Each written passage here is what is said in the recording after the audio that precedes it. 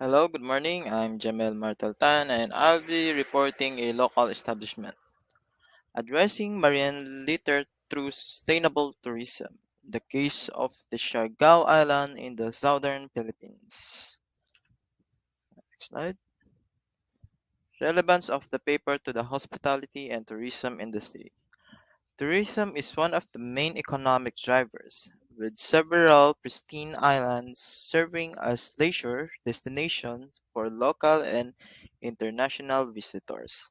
In fact, 8 million tourists visited the country in 2019, which contributed 12% to the country's GDP and provided 5.4 million jobs. However, tourism is under threat from locally generated waste materials and those reaching the shores from international waters. One of the most popular tourism destinations is the Siargao Island, which earned the top spot in the best holiday destination in 2020 of Condé Nast, a prestigious international travel magazine. The island faces the Pacific Ocean and receives marine debris that yearly monsoon winds bring. We explore marine litter mitigation and prevention in tourism destinations like Siargao through circular economy interventions, innovative legislation and policies, capacity building, deposit refund systems, technological innovation, and community-based approaches to minimize, capture, and process marine litter are some of the key areas that it will tackle in the hope of contributing to the global practices on sustainable tourism in island economies. So, my objectives of the research paper. This paper aims to explore marine litter mitigation and prevention in tourism destinations like Siargao through circular economy interventions, innovative legislation and policies, capacity building, deposit refund system, technological innovation, and community-based approach to minimize, capture, and process marine litter are some of the key areas that it will tackle in the hope of contributing to the global practices on sustainable tourism in island economies. My conclusion: the transition to a circular economy in the Philippines is a long process because of the socio-cultural, political, and economic barriers. The Republic Act 9003 institutionalized the reduce, reuse, and recycle, the three R's, at the regional, provincial, city, and barangay levels, and placed the responsibility for waste management on local government units. Through their solid waste management plans, they must articulate and implement soft and hard SWM infrastructures. For example, some LGUs have enacted ordinances on banning single-use plastic in commercial establishments. However, some have faced difficulties passing similar legislation due to above-mentioned barriers. At the national government level, the NSWMC passed Resolution number 1363 series of 2020 directing the DENR to prepare and implement the banning and use of unnecessary single-use plastic in national government agencies, local government units, offices, and all other government-controlled offices. So, bali dapat iwasan natin ang gumamit ng plastic ha. Madalas kasi pag yung plastic, pag naubos mo na yung kinakain mo sa plastic, tatapon mo na lang basta-basta sa paligid eh. So, bali ang mahihirapan yung nature natin, si Mother Nature. So, i-add ko sa next slide, ito naman. The lower house of the Philippine Congress has introduced a bill prohibited the manufacture, importation, sale, and use of all single-use products. However, there has been a counterproposal at the Philippine Senate to regulate instead of banning single-use plastics, requiring companies and manufacturers to recycle single-use plastics. Terrazula 2020. One of prerequisites for sustainable tourism in the Philippines is a legislative and policy backbone to address marine litter not just at the national level but in the Asian region. Siargao is vulnerable to external and internal marine litter, and addressing it involves instigating resource recovery systems that are sustainable, cost-effective, and participatory. Residents remain dependent on the sea for their livelihood, fishing, and tourism. So, a blue economy on the island must include a sound waste management system to ensure the health of marine life and assets.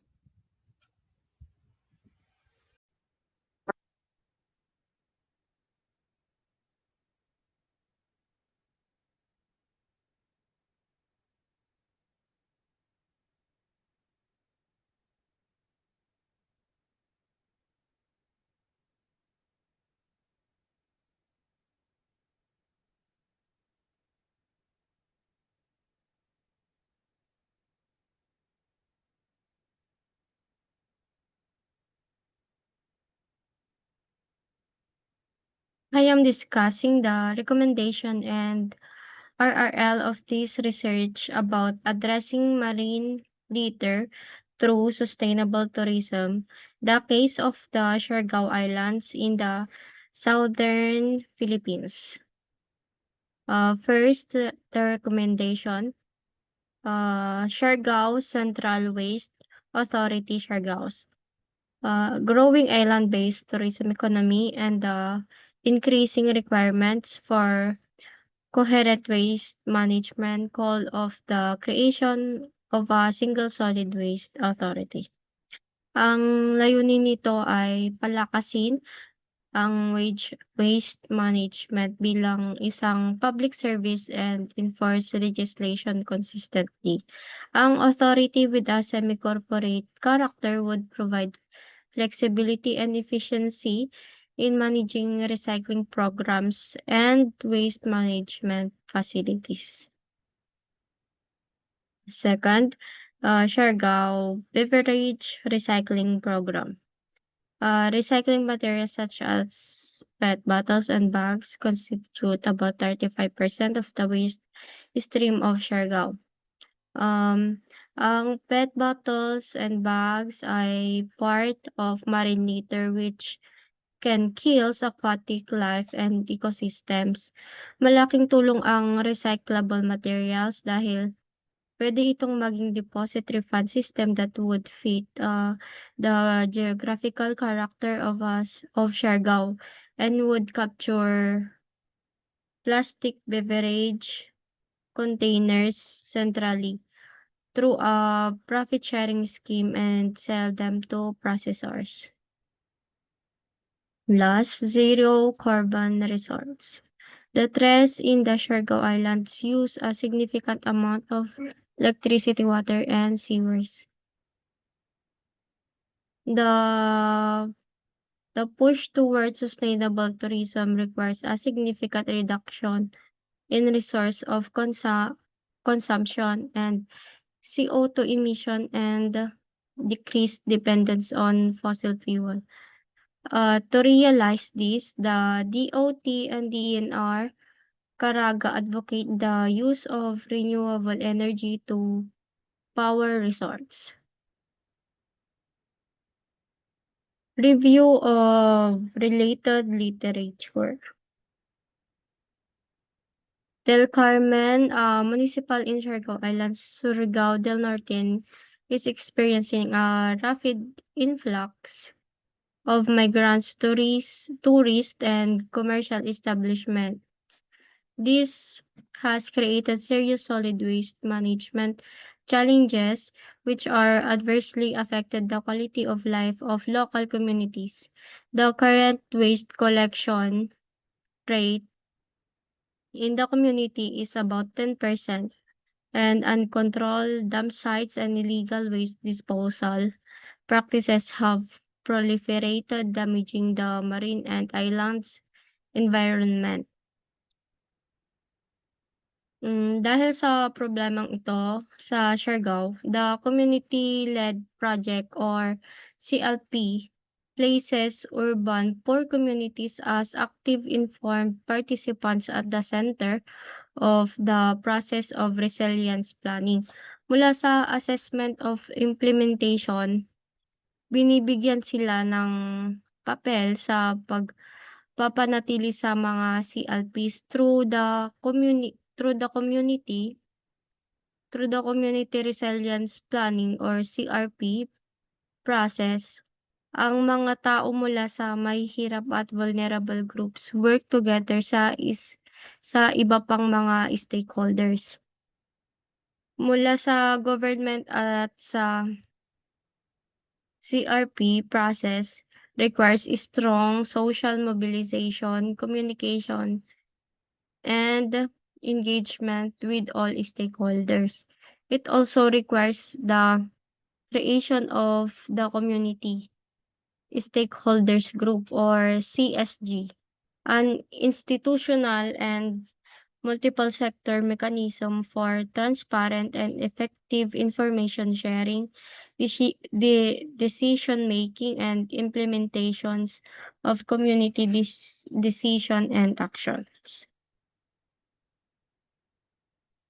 In the 1950s to the 1970s, the tourism sector expanded almost on its own without the without the support of the proper planning and development policies. The absence of a specific tourism planning controls, inadequate of legislation and inadequate and ineffective tourism organizations were responsible for the failure of tourism planning. Um, in the past, in the past Second World War period, and especially since the beginning of mass tourism in the 1960s, it has become clear that the relationship between tourism and the environment has become unbalanced. Tourism has become a major cause of environmental damage to the environment rather than a force of enhancement and protection in the past 50 years.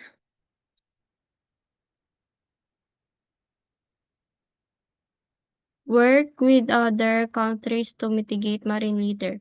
The authors pointed out the limiting of eliminating the use of single-use plastic in one country will not solve the problem.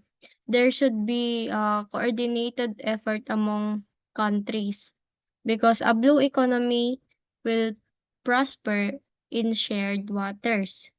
It means the solution that address marine litter not just the community or national level but also the regional or international level, since waste from international waters also reach Siargao's shores. And that's all. Thank you.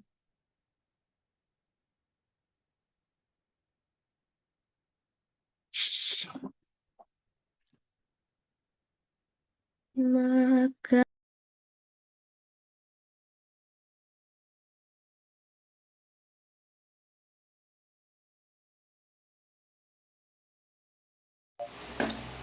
Hello everyone, my name is RT Bawal from base HM3. So today I will going to discuss my part in this study, which is case of study of Burj Al Arab Hotel. So I will discussing this part in just a couple minutes.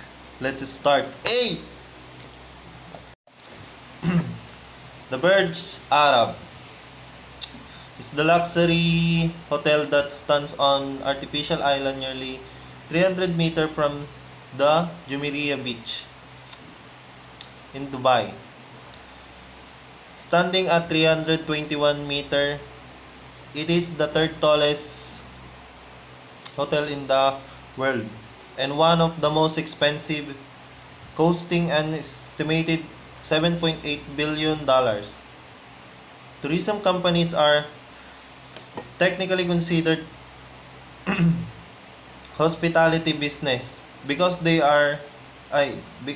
really on strong customer service to generate revenue. Burj Arab is a 28-story structure with split level which is makes it 56 stories.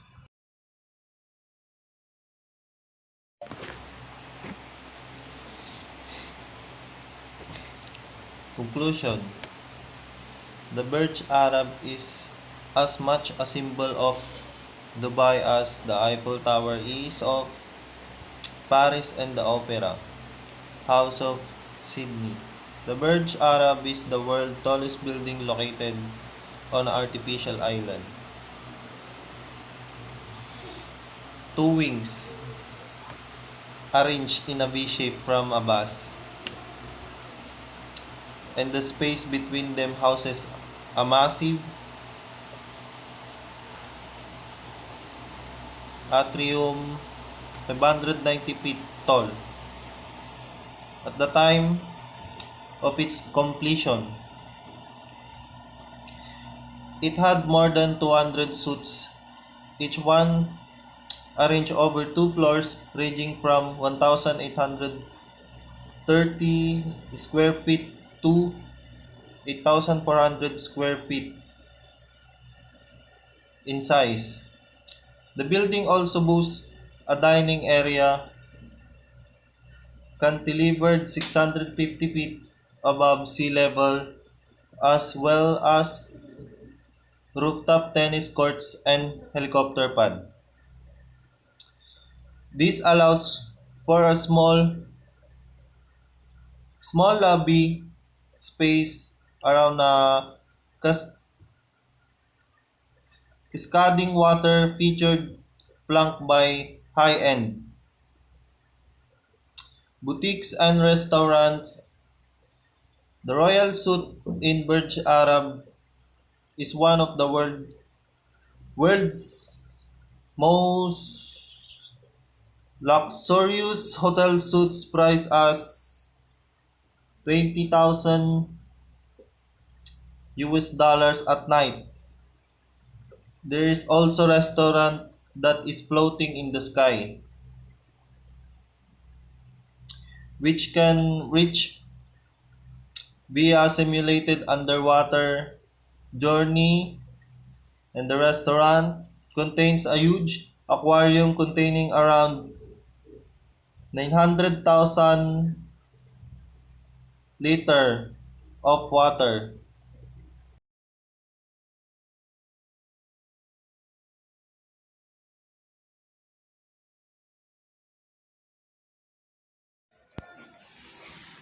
Hello everyone, I am Isaac C.K. Abia from BSHM3. So today I will discuss my part in this study, which is the recommendation of Burj Al Arab Hotel.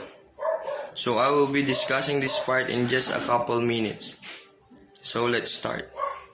The Burj Al Arab Jumeirah is a truly iconic hotel with many technological firsts to its name, including being the first hotel in have Wi-Fi and computers and plasma TVs in every suite. So for maintaining this competitive edge meant ensuring the hotel's Wi-Fi services to offer superior performance, coverage, and overall quality of service. So another area where the expertise of a robust team shown through was with the design and deployment of Wi-Fi coverage for the new Burj Al Arab Terrace. At the time, The hotel could share few details of this highly anticipated expansion but required rapid Wi-Fi. Installation one each was installed. Also, some of the recommendation is Aruba's team expertly designed the layout and accounted for everything from coverage quality to cabling layout and aesthetics. So that's all for my discussion, ma'am. Thank you and God bless.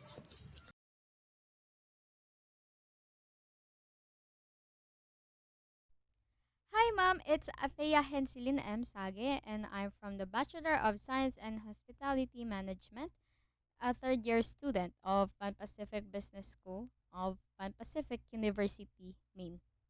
So, today we are going to talk about the case study on Malawi.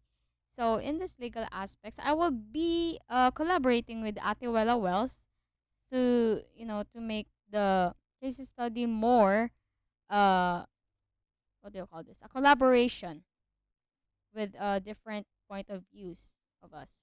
So let's go on to the first slide. So a case study of hospitality and tourism challenges and opportunities in Malawi. The purpose of this case study is to determine the list of problems and make a solution in order to have a better community. In hospitality, it is very expected to see more improvements and to make the places environment comfortable and worth it. Relevance of the hospitality and tourism. In connection, the relevance of this study in hospitality and tourism is to help the tourism grow in or with the help of the government because tourism won't grow without the help of government. The tourism won't grow without the government. Next. So, what are the objectives of this study? So, the objectives of this study is number one, to identify and assess any issues the hospitality and tourism sector in Malawi is currently experiencing. So, we are going to dig that with the use of the highlights and the findings that we have researched about this study. Number two, determine the necessary partners to the industry's overall stability. So, in this part, since what I've mentioned earlier is that government supposed to be in joint forces with tourism and the government, because if you don't, the country or the specific place won't grow or the country won't grow. Number three, to identify possible solutions to the problems. So let's go ahead and what's on the next slide. So this is one of the highlights that we have searched to improve the op- to improve and optimize profits from the sector, especially in the sporting, healthy, and cultural tourism industries, which are among the fastest growing segments of the country's tourism industry. And the destination now operates exclusively through tour and travel dealers. So, um, since that tourism grows a lot yearly, they actually need to grow more to make profits, of course, and to balance what is missing and what does not to be needed. They have to look for that to have to maintain the balance, if you get what I mean. And the balance is to make the country grow as well. Another highlight is the other concern is that the hotel and tourism industries are actually using advanced technologies. That is according to Morteza Bahefard 2013, which is actually true. Most of the hotels, resorts, everyone is already using advanced technologies like Facebook, social medias, everything. Or they can actually advertise everywhere they want. And the reservation system faces this kind of difficulty, which is true. Most of the people right now is not really, um, they're not really aware how to use some websites. They don't know how to use some websites, and they actually need something that they will help them to book, of course. They actually need something that is much easier to access to book something from the hotel. Internet based reservations are still on the rise, and hotels with busy phone lines have more opportunities for guests to place orders for room service and checkout, which is apparently true. But even though it is a phone, and it has a good capacity, and it is really easy to use, I think it is much more busier than internet based, right?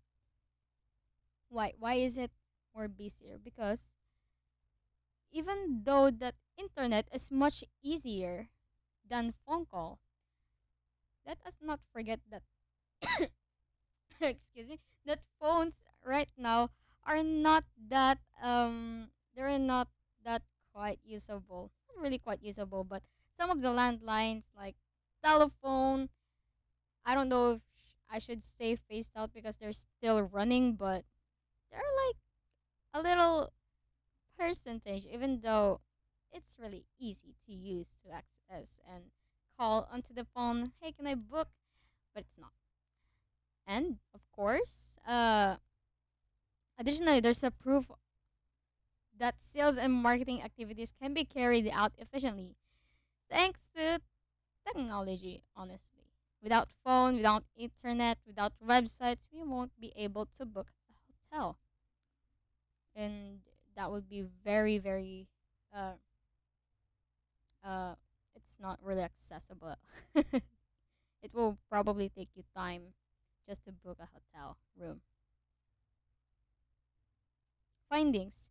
So, from the findings, the respondents admitted that they don't have any formal education. That is true.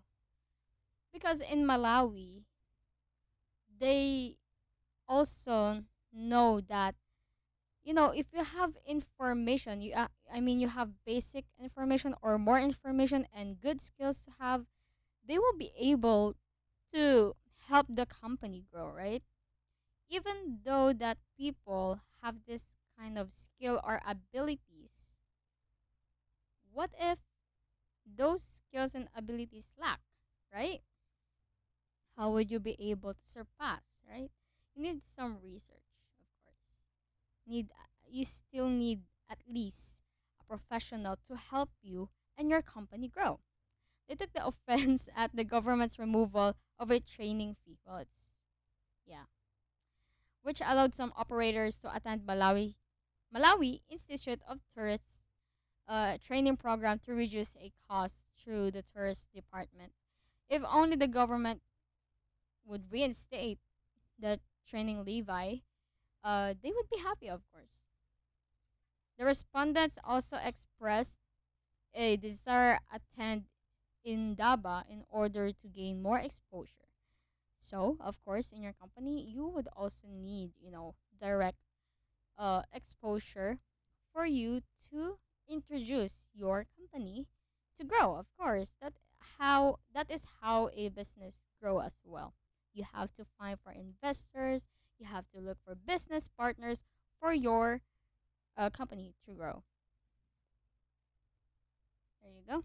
And the sector is also defined by scarcity of tourist training facilities. Yes, they actually lack training programs, or I think it is actually a good solution if ever they will be have a they will be having a team building to which one heart one brain, if you get what I mean. And of course, that ends my findings. So let's hop it and pass it to Atiwela Wells Vilorente. Three major points of agreement. According to the Organization for Economic Cooperation and Development, tourism industry heavily depends upon the progress of the national economy. The lending rates, inflation, fiscal discipline, and exchange rates are some of the key issues in defining economic strength. Malawi has for 4 years demonstrated weaker economy stand. The exchange rate has been varying, interest rates rocketing, and inflation, though seems stable, but it is higher rate. All these agree there's possibilities that if national economy handle the Malawi economic stand, it has possibilities that the city will be having a big economic stand and it will be balanced for anyone. The second, according to the Malawi Tourism Guide, game reserves and national parks are faced with poaching. The surrounding communities kill the animals as a source of protein and income. He is triggered by high population growth and poor sources of regular jobs. It is true for more Malawians fail to appreciate the significance of the tourism sector.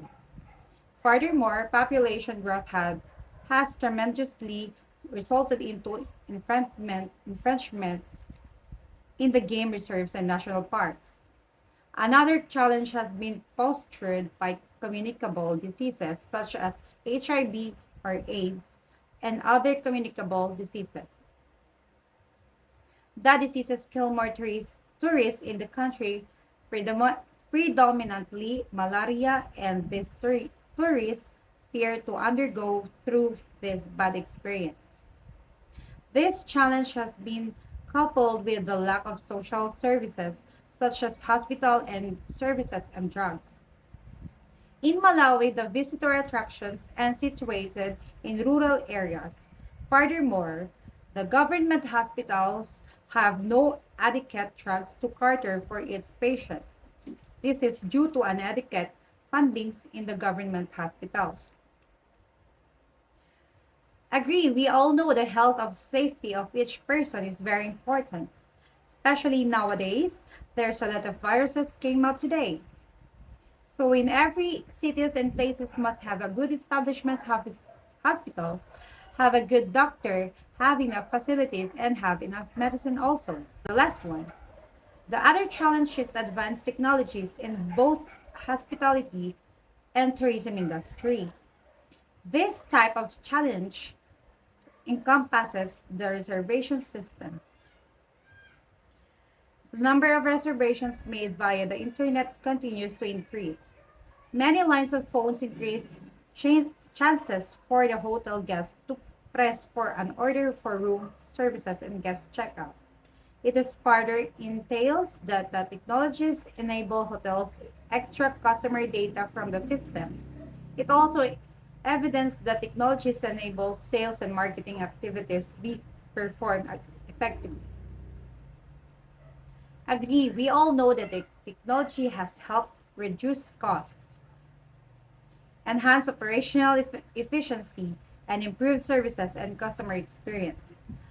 Both customers and businesses can benefit from improved communications, reservations, and guest service systems.